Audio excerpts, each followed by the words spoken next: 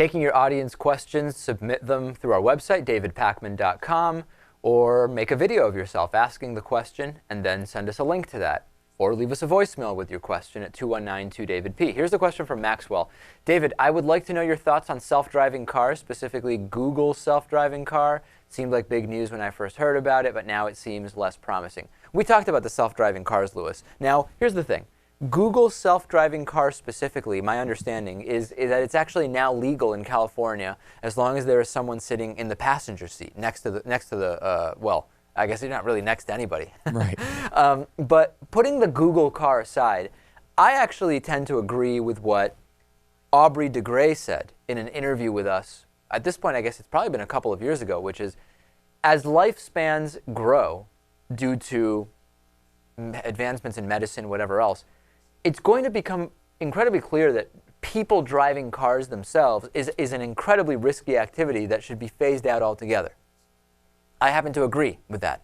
I think that the first step would be certain highways where once your vehicle gets on the road, a computer system takes control of it, keeping it at a safe distance from the vehicle in front, controlling vehicles together, making it so that we have less traffic and faster speeds, and taking out the risk of having people actually driving the cars. And eventually, I assume that this will spread beyond just major highways.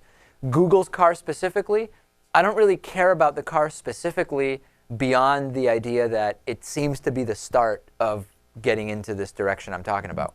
Yeah, it's the start. Obviously, the technology has come a long way, and they've done a great job with the cars, seeing as they are now legal, street legal. But you'll never catch me in the passenger seat of one. Well, now, but what would be more dangerous, being in the passenger seat of the car or just being on the road with other people in a self-driving vehicle? Well, the problem is that other people are not in self-driving vehicles.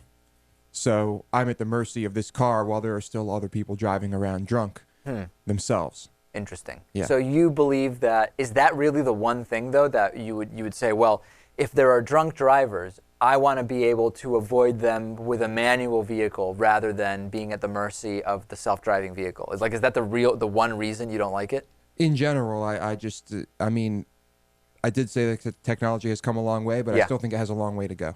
All right, so there you've heard it from Lewis. I believe that the technology is still promising. Whether Google's car specifically is going to be the catalyst to make everything happen, I don't really know. But in general, I'm for the idea of taking manual control of vehicles away from people as a way to decrease death and injury